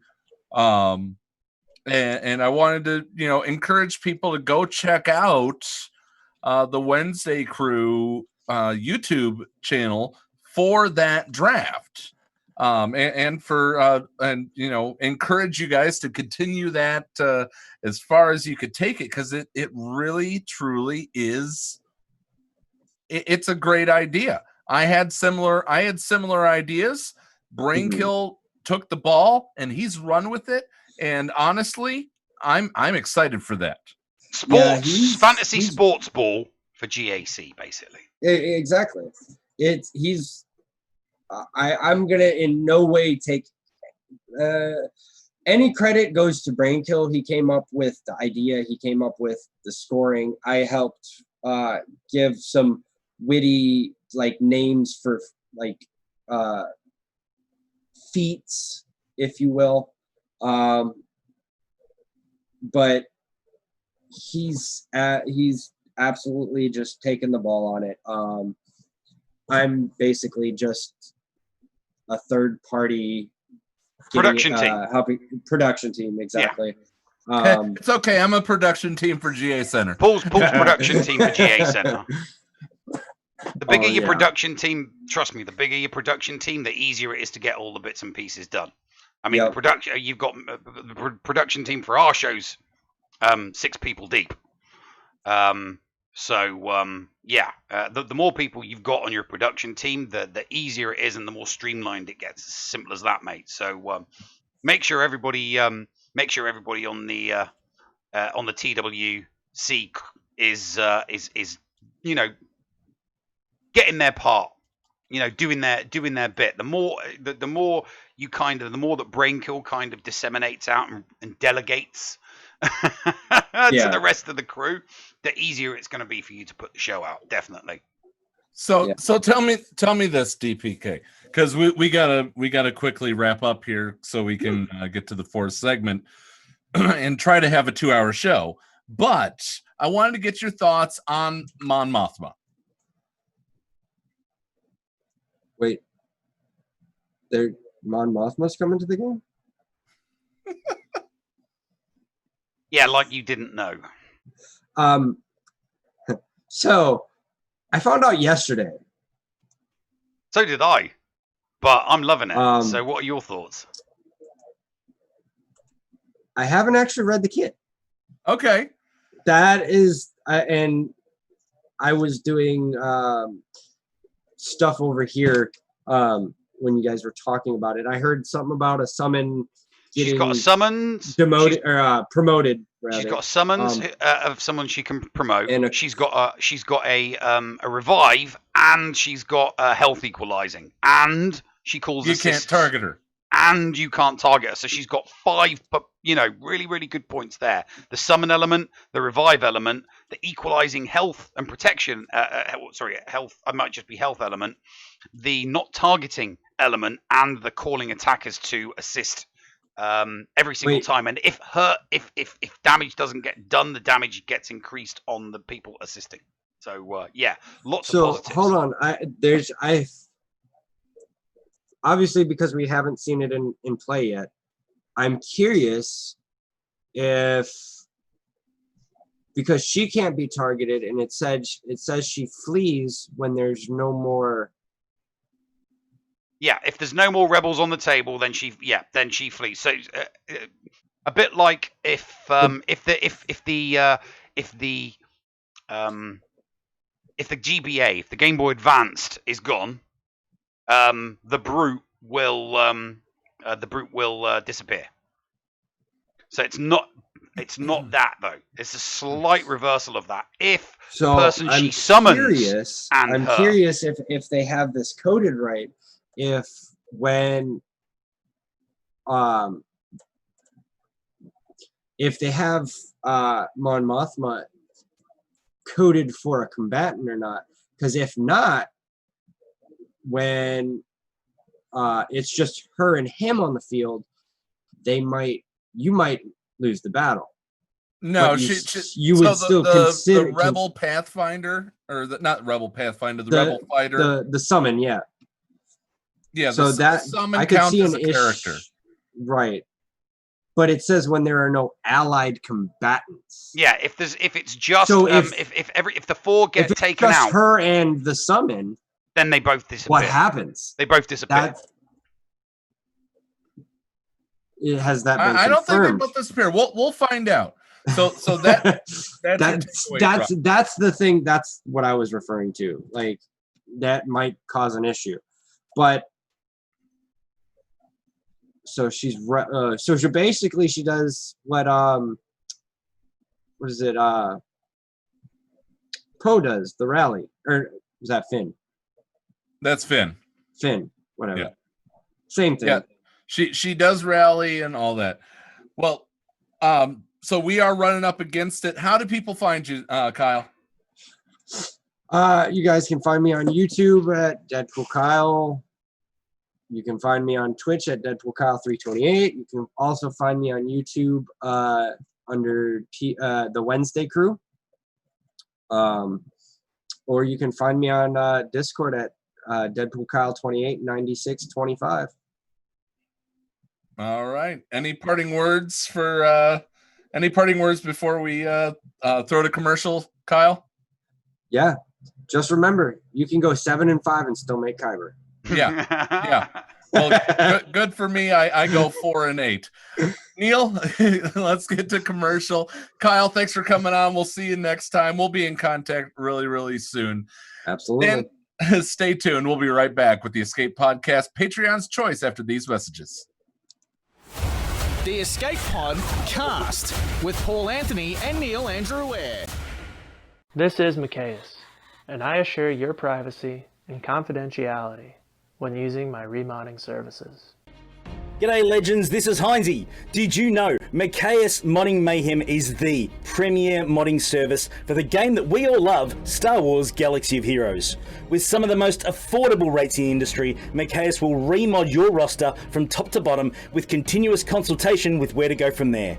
Micaeus has a 100% satisfaction guarantee, and he has tons of additional services available as well, like a full cleanup of your mods, PvP plans, and lots more. Contact Micaeus today on Discord, all in lowercase guys, MIKAYAS 0127. That's MIKAYAS number 0127, or hit up micaeusmods@gmail.com.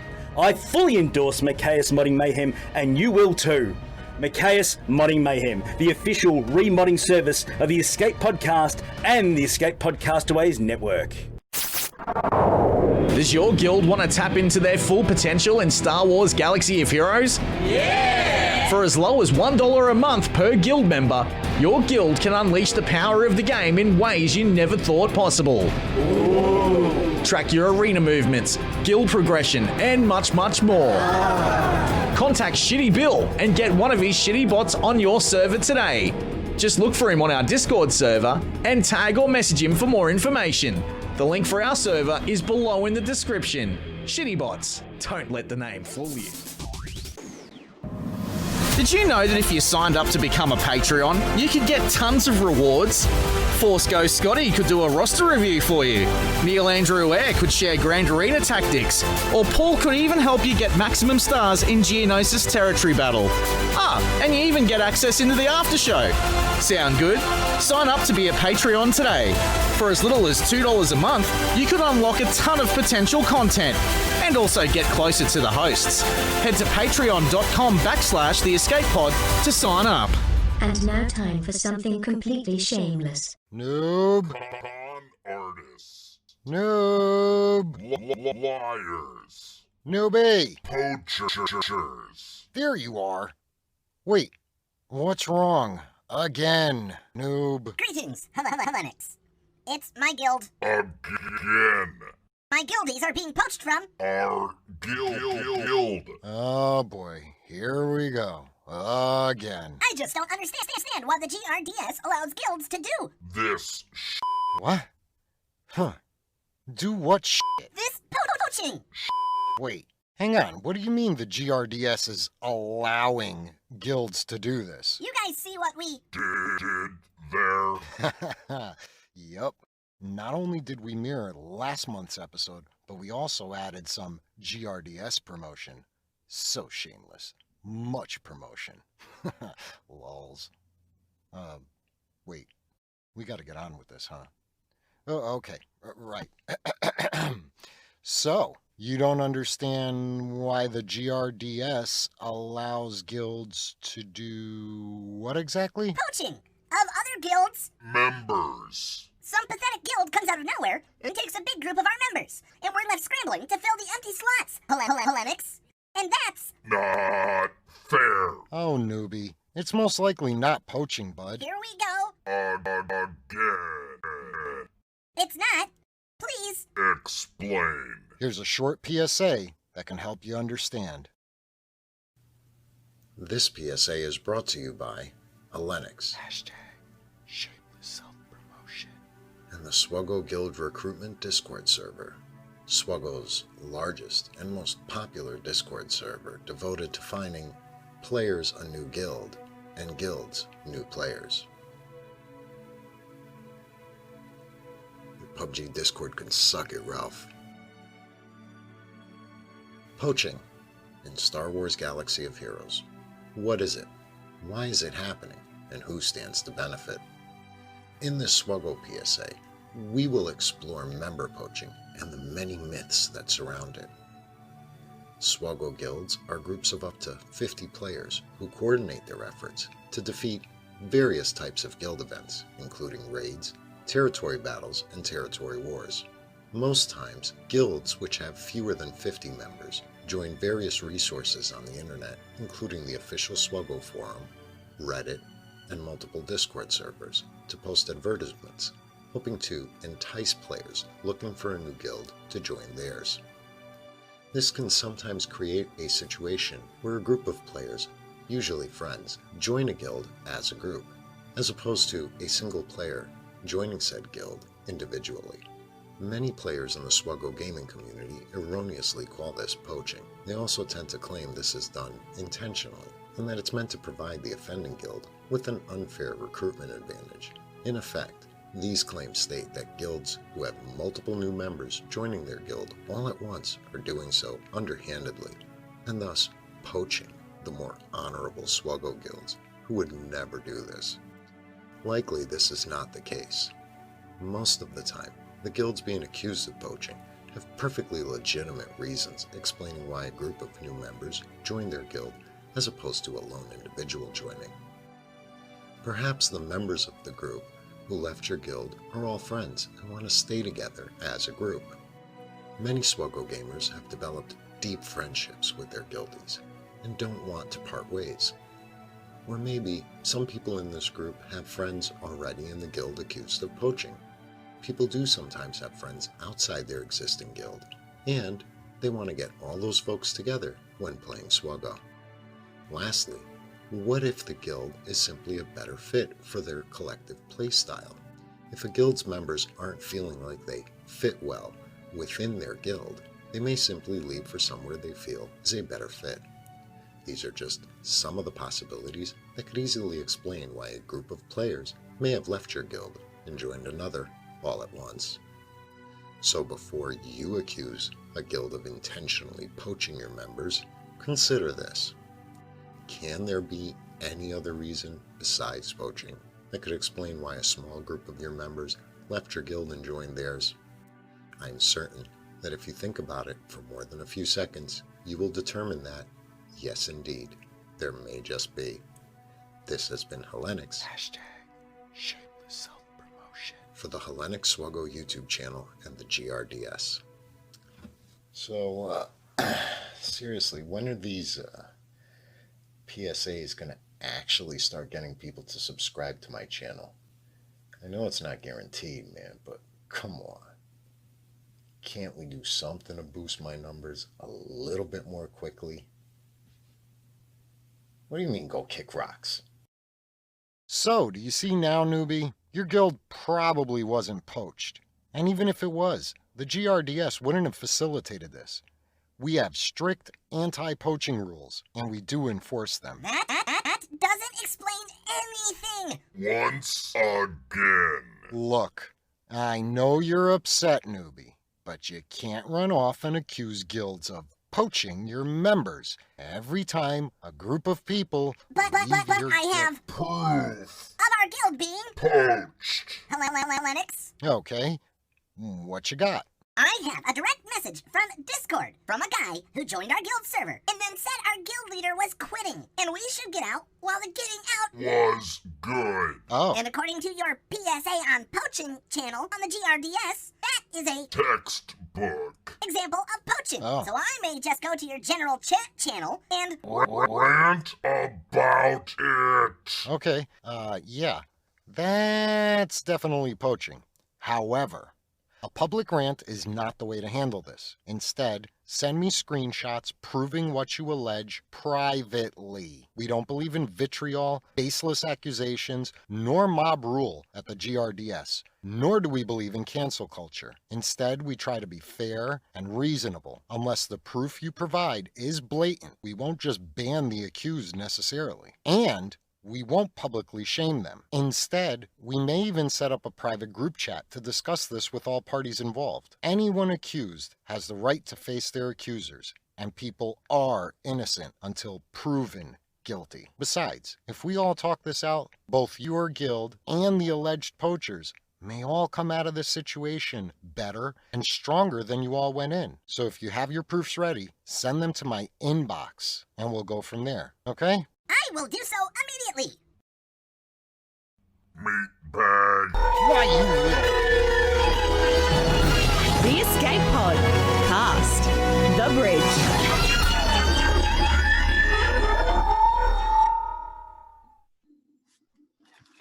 And welcome back to the fourth and final segment of the show, ladies and gentlemen. It is Patreon's Choice, where our Patreons only get to throw a bunch of questions at us and possibly make us feel very, very uncomfortable. But we have nice Patreons, so we always have nice questions. But we also have a very, very important thing to do. Yeah. Obviously, during our quest for 1,000 subs, we had lots and lots of giveaways and lots of draws. And today is time for another one. So, Paul, why don't you let everybody know what this one is for and who donated? Well, we are we are drawing for the $50 Zeta and Gear 13 that Deadpoolkyle, who was just our guest just a moment ago, will have to do. Now, the first person that I spin, essentially what's going to happen here, the first person that I spin will get the $50 US gift card from Deadpoolkyle no matter what. That is what they get. Now, I am showing everybody that I have everybody who entered on a wheel right here, and I am going to spin this wheel. The name right over here is Schnarman. Schnarman, congratulations. You have won yourself the $50 gift card from DPK. So congratulations, Schnarman. Now, let me go back and look to see what Schnarman wants Deadpoolkyle to do. Deadpoolkyle, you must Gear 13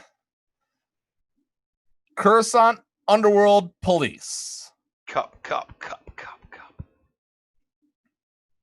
So you've got that, and Kyle, do you have Grandmaster's Guidance as a Zeta? Do you already have Grandmaster's Guidance as your Zeta? Let us know in chat while I go to the first one. The first Patreon-only question is, do you agree with the fan theory that Qui-Gon Jinn was the most important Jedi of the entire cinematic film franchise? No. Who would be your who are you saying is the most important Jedi Of the cinematic? Luke Skywalker. But Qui-Gon found Anakin. And Dooku found Qui-Gon. So if you infinitely regress it, then you're just going to keep going all the way back until, the Knights of the Old Republic. All right. Still waiting to find out if Deadpoolkyle has the lead Zeta on that. And Deadpoolkyle wants to donate a kidney instead. He does not have the lead Zeta on GMY. So, Gear 13ing the cup and also lead Zetaing GMY. Most important Jedi in the entire cinematic film franchise.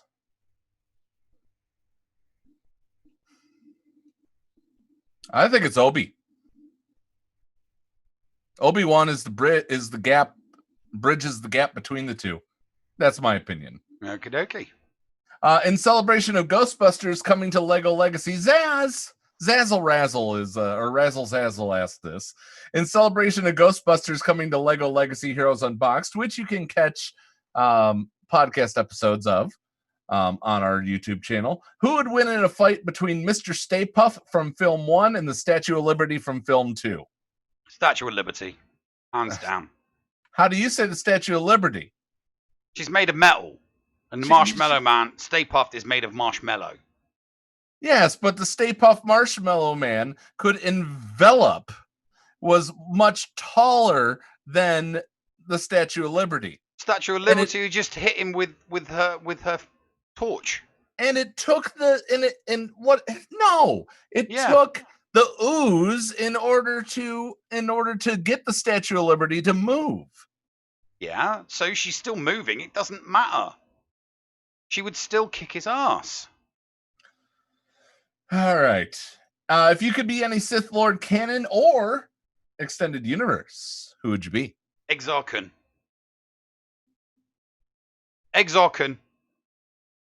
Palpatine. Go for the easy one. Oh, come on.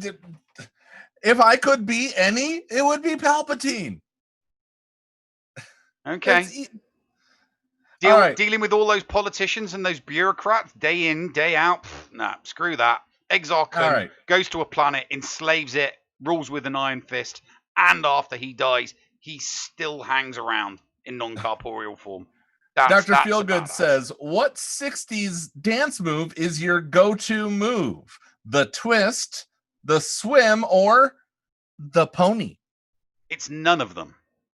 It's the two-step. For me, it's the Charleston. It's the two-step. 1, 2, kick. 1, 2, kick. 1, kick. Kick. You know. For me, it's the Charleston. Charleston's not a 60s. Charleston's a 30s. Well, it still was around in the 60s. Yeah, but nobody was doing it. People were doing the jitterbug. All right. Flair says, you're in the water. You have nothing around you when suddenly a shark bursts out from underneath the surface and starts to chase you. How are you escaping? Are you a doggy paddling, mad flailing, or something else? I'll go for the eyes. I'll turn around and punch it on its nose. Punch it in the nose. Yep. Punch it in the nose. Because turning your back on a shark's just stupid. If you're gonna go down fighting, you know. And if punching him doesn't work, then just give it the bird as it's munching down on you, and give it the I hope I give you indigestion. Yeah, I hope I give you food poisoning. That's my tactic. Geek Girl, if you could only eat one food the rest of your life, what would it be? I think we've had this before. Hot mama bread from Rosie's in Toledo, Ohio, right on McCord Road. Best Italian joint ever. Steak. I could eat steak forever. Don't even need to be hungry to eat steak. Those great big double ounce. Yeah, I can just plow through them things. So easy to eat a steak. What is your favorite good, bad sci-fi movie? That would be Earth Girls Are Easy. Okay, I got to come up with a different one. Weird Science, does that count? No. Go Space Hunter. How about the Mystery Science Theater 3000 version of Santa Claus Conquers the Martians? That's a TV episode. It's not a movie. No. Santa Claus Conquers the Martians is a movie. And it has been shown on, I'm saying the version that I would watch would be the Mystery Science Theater 3000 showing of that movie. Mm-hmm. Okay. All right. Geek Girl asks, artist or band that you like that people would be surprised by? Honestly, for me, I don't think anybody would be surprised by any band that I like. I have such an eclectic taste. Well, I mean, I suppose there's a couple of bands that people might not think that I would like. Evanescence. Maybe people. I don't strike people as a big fan of gothic rock, but Evanescence does it for me. You know, their version of gothic rock is. I'm pretty happy with that. I would probably. I don't know. Would people be surprised if I Deadpoolkyle says Flyleaf. I agree. Do I like Alice in Chains? Okay. Deadpoolkyle just sent me a a video, and he screamed no as he Zeta'd GMY. So I have proof that he's done GMY. The next thing is for him to Gear 13 Cup. But would people be surprised if I said I like Elton John? Elton John's badass. That's not a surprise. I think so too. Elton John's badass. I'm still halfway through. He is not an easy person to do parodies for. I'm still halfway through a parody of I'm Still Standing. It's just really, really difficult. There's also for me. There's also I would say Elton John, Mighty Mighty Boss Tones, Roger Klein and the Peacemakers. If any of those surprise you, there you go. There's your answer. Okay, next question. Next question is Razzle Zazzle says, what in your opinion is the worst film based on a book? Clear and Present Danger. Answer is not Aragon. You're wrong. Clear and Present Danger. Clear and Present Danger. It has to be for me. I am a big Tom Clancy fan. I am a huge Clancy fan. And for me, Where the Wild Things Are. That was a terrible movie based on the book. Yeah, no, the movie. Yeah, the movie was awful. Yeah, but the movie was awful. The book was brilliant. The book was incredible. The book's amazing. The book's brilliant. The book is brilliant. But in the movie, they kill off. They don't just kill off one of the main characters. They kill off one of the main characters that is in every single book after Clear and Present Danger. And when you're trying to make a movie franchise, it's not a good idea to kill off a character that is eventually going to be the head of the FBI by the time you reach executive orders. So when I watched that in the movie cinema, it was like, ugh. And then when they tried to reboot it with Ben Affleck, it was like, ugh. I didn't even finish the movie. I left the cinema after 20 minutes. The movie was that bad. Run DMV asks, what is one extreme thing that you want to try? Skydiving, bungee jumping, etc. I've done skydiving. And it has to be something you have not done. Yeah, I've done skydiving and bungee jumping. So I would I wouldn't mind trying some of that hoverboarding stuff. You know, the jetpack thingy. I was going to say the jetpack in the water. The jetpack, the hover. I definitely have a crack at that. That sounds like it would be a lot of fun because obviously, if you screw up, you're going to fall in the water and you're going to drown because the equipment's going to drag you down straight away. I wouldn't skydive. I wouldn't bungee jump, but you're close to what I would do: parasailing. Mm-hmm. Yeah, parasending's a good one. Because you don't have to do it. There's no control. You're just giving up complete and utter control to the speedboat pulling you. So, that's a good one. All right. Dickie Darkside says, if you could make a Star Wars Galaxy of Heroes style game with any other IP other than Star Wars and Marvel, what would it be? Lego. No. I talked about this with Flair during his one of his live streams recently, so I already have my answer for this. If you could make a Star Wars Galaxy of Heroes style game with any other IP, go ahead, say yours. Mine's Buffy and Angel. Mine's Buffy the Vampire Slayer and Angel, because there are a boatload of good characters and there are a boatload of bad characters. So many various big bads and demons. You've got all the good guys from Angel and from Buffy. You've got, you've got loads of Watchers. You've got loads of high school students that jump in there with various different bits and pieces. You've got, there's just so much that they could do with a Buffy the Vampire Slayer Angel one. I think that would be pretty badass. That. All right. Patreon Geek Girl wants to jump back for a second and asks, what are your thoughts on the Jack Ryan TV show on Amazon? I'm too scared to watch it. I haven't watched it. I'm too scared to watch it. I've been that disappointed in the last couple of Jack Ryan movies that I'm just too scared to watch it because I love I have way too much respect for the books to have it sullied by Hollywood again. You know, they used to be good at doing this stuff, but yeah, I think Tom Clancy's rolling over in his grave. If I could, honestly, so my wife plays a Star Trek game that's kind of like this, kind of like our game. But I'd like to see more. I'd like to see a 5-man fighter instead of just a ship battling game and things like that. Unless I've never seen her play the 5-man fighter version in that game, I think that there's something. I think I would like to see Star Trek as one. Dagger asks, gun to your head. You need one person to answer a Star Wars trivia question, and I can't call on you, and you can't call on me.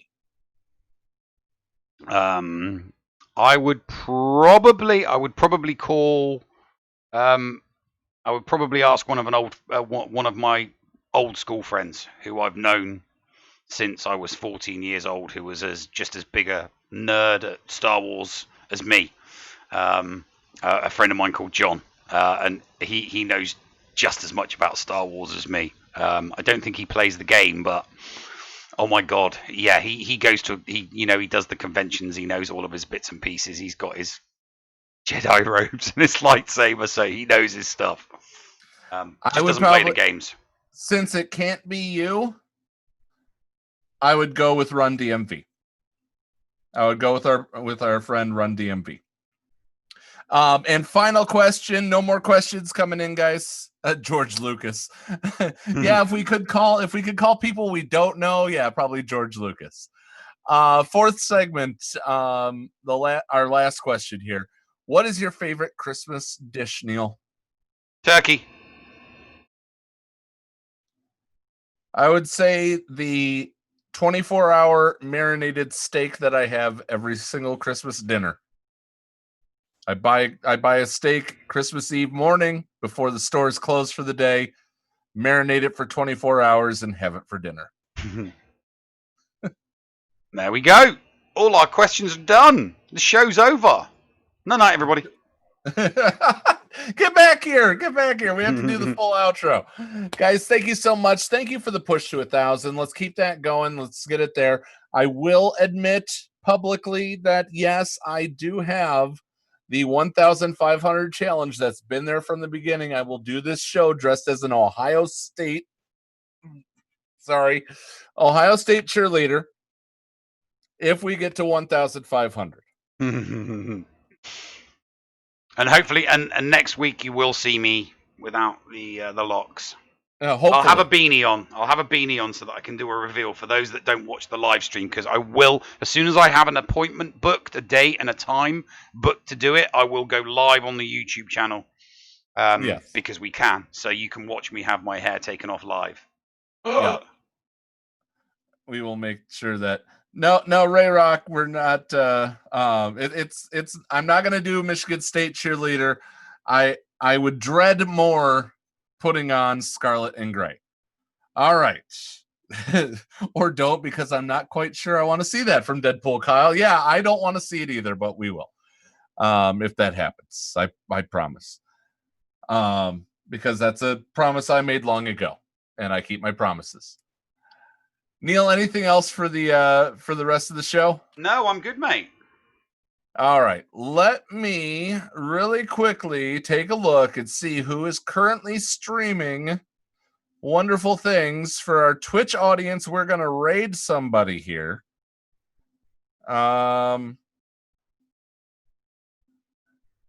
Looks like our friend iBlackish is currently doing marbles on stream. For those who do like marbles, we will you'll be able to hang out with one of the best marble streamers, in my opinion, that is out there. But that being said, please be nice to each other. Protect those around you. Wear a mask if you can. We all love you. As I said, be nice to each other, damn it. Neil, let's see everybody in the after show right after you push the button. No worries. Thanks a lot. Ta-ta, everybody. What's going on? Where the hell are we? Paris? Thank you for pressing the self-destruct button. Attention! This is Colonel Sanders in forward command. Abandon ship! Abandon ship! All personnel proceed to escape pods. Close down the circuits. Evacuate the city. Self-destruct mechanism has been activated. Abandon ship! Where is it? Where is it? It's gotta be here. Out of order! Even in the future, nothing works. This ship will self-destruct in exactly 10 seconds. Counting down. 10, 9, 8, 6. 6! What happened to 7? Just kidding. 3, 2, 1. Have a nice day. Thank you.